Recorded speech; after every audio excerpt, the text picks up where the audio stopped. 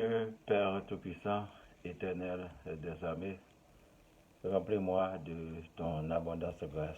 Donne-moi la force de pouvoir vaincre la peur pour avancer.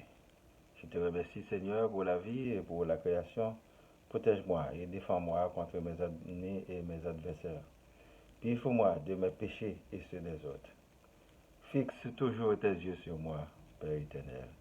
Que ta parole soit pour moi une puissance invincible devant les hommes. Veille sur tes enfants de partout dans le monde. Mon nom c'est Boniface Paradon, votre serviteur. Je vous salue très chaleureusement dans le nom de notre Seigneur et Sauveur Jésus-Christ, le roi des rois. Il est le Seigneur des seigneurs. Il nous dit d'aller faire partout pour lui des disciples. Ainsi soit-il. Enfin, je vous dis merci et bienvenue, chers internautes, à l'écoute et à la visualisation de cette nouvelle édition. Soyez bénis. Le titre d'aujourd'hui, c'est Observe mes préceptes et tu vivras. Proverbe chapitre 4 du verset 1er à 7. Écoutez mes fils l'instruction d'un père et soyez attentifs pour connaître la sagesse. Car je vous donne de bons conseils, ne rejetez pas mon enseignement. J'étais un fils pour mon père, un fils tendre et unique auprès de ma mère. Il m'instruisait alors et il me disait que ton cœur retienne mes paroles. Observe mes préceptes et tu vivras. Acquiert la sagesse, acquiert l'intelligence. N'oublie pas les paroles de ma bouche et ne t'en détourne pas.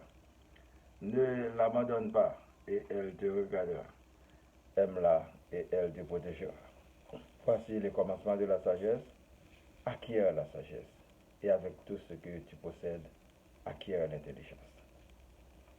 Pour la prédication, mes frères et sœurs dans le Seigneur, que la grâce et la paix de Dieu soient toujours avec vous. Un bon conseil vaut mieux que l'argent et l'or. Écoutez toujours et mettez en pratique les sages conseils pour une réussite pleine et entière. On pourrait se demander, est-ce que la plupart d'autorités aujourd'hui écoutent les conseils? Autrement, est-ce que les conseillers sont à la hauteur de leur job, car le résultat final est la catastrophe pour ceux qui dirigent? Les enseignements de Jésus à travers les livres évangéliques, la Bible, sont des points centraux et cardinaux pour la vie d'un vrai chrétien.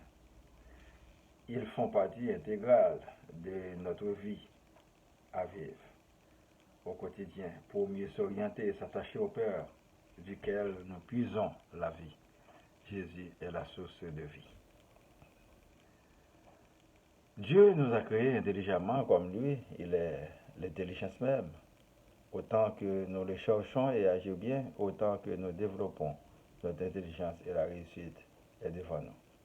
Les folies de la vie vont disparaître pour faire place nette au salut et à l'essentiel. Très souvent, nous nous affolons contre des choses subtiles et vaines, et la majorité des crimes se font pour des affaires de moins d'importance. Personne ne peut oser dire qu'il va déplacer son fils ou sa fille pour l'envoyer en mission pour une affaire sans importance.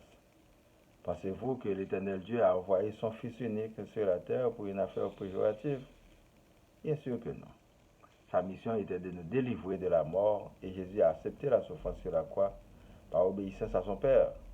Et nous voilà libres et sauvés si nous l'acceptons. Aucun être humain ne peut en aucun cas jouer ce rôle pour son frère ou pour sa sœur.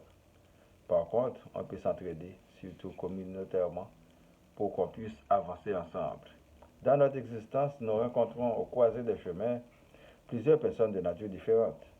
Mais ainsi va la vie, ce sera pour une courte durée. Après vient la distanciation pour une raison ou une autre. Pourquoi? Je ne sais pas non plus. Beaucoup d'entre nous pensons même que nos enfants sont nos propres biens. Nous sommes dans l'erreur et la grande confusion, c'est l'Éternel Dieu qui décide de quoi il en sera. Nous disons souvent qu'on ne peut pas faire le sentiment de l'enfant. Cela veut dire que nous reconnaissons nos limites. Quoi qu'on fasse, nous inculquons des valeurs à nos enfants. Jamais ils ne vont tout englober à notre guise, mais une portion de ce qu'on donne afin d'apprendre eux-mêmes de la vie pour participer à la création de Dieu. L'enjeu, c'est que bien des choses que nous prenons et acceptons pour vérité aujourd'hui ne le seront plus un siècle plus tard. Donc aujourd'hui est chargé d'irrégularités et d'erreurs. Nous sommes en retard de civilisation, tout simplement. Cherchons la connaissance de la parole de Dieu pour acquérir l'intelligence. Le Saint-Esprit viendra nous éclairer afin que les choses cachées puissent nous révéler. Il existe trop de richesses et qu'une partie du monde soit encore sous-développée. Beaucoup d'organisations restreignent la liberté des gens en les rendant dépendants, souvent du Père Noël. À un certain moment, quand on découvre le mensonge, il faut bouger ailleurs. Il faut tourner la page vers d'autres cieux plus cléments. Et écoutez, enfants, adolescents, jeunes adultes, vieux, les sages, conseils qui vous souhaitent même, sans le dire, un demain meilleur. Dieu est esprit et il prend la forme qu'il désire pour faire passer le message. À vous de deviner le sens à partir de votre demande. Qu'il nous fortifie et nous délivre.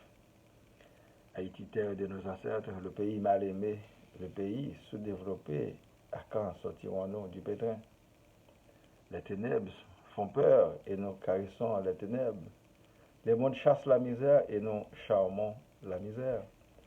Tous les gens d'affaires en quête des grandes villes pour brasser des affaires et nous les chassons, les tuons. Le ramassage des ordures dans une ville, c'est une mine d'or pour la caisse de la ville. Il crée beaucoup de boulot. Chez nous, il n'en est rien. On se plaint, on quémande.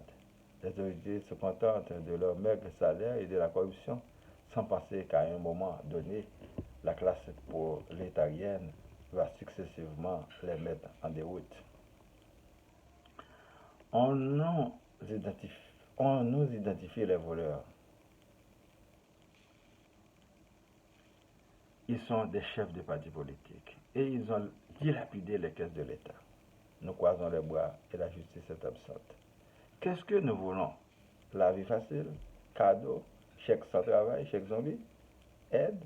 Non, il n'y en a pas. Il faut travailler et même travailler très fort. Il faut crier très fort pour qu'ils vous entendent. Sinon, demain sera pire qu'aujourd'hui. Il demeure notre responsabilité de nous bâtir une maison, mais pas à Dieu, car les matériaux sont déjà disponibles. À nous de les disposer. Il est de notre responsabilité de construire et de reconstruire nos villes et notre pays. S'il faut emprunter, faites-le. Ainsi fonctionne le monde de partout, sauf chez nous. Nous sommes présentement à un carrefour où les villes et le pays entier doivent prendre une autre direction et avec une autre perspective. Il faut changer de paradigme, changer d'équipe. Et pour changer d'équipe, il faut qu'il y ait des élections libres. Ceux qui sont au pouvoir aujourd'hui ne le sont qu'à la faveur des gangs et de la mafia. Chaque parti politique a ses gangs et sa mafia. Le peuple mange des miettes depuis l'indépendance du pays à maintenant. Il faut que nous changions la bataille de direction. Nous demandons à l'Éternel Dieu de nous délivrer de tous nos ennemis et de tous nos adversaires. Que le Seigneur Jésus nous sauve, que l'Esprit Saint nous guide le chemin.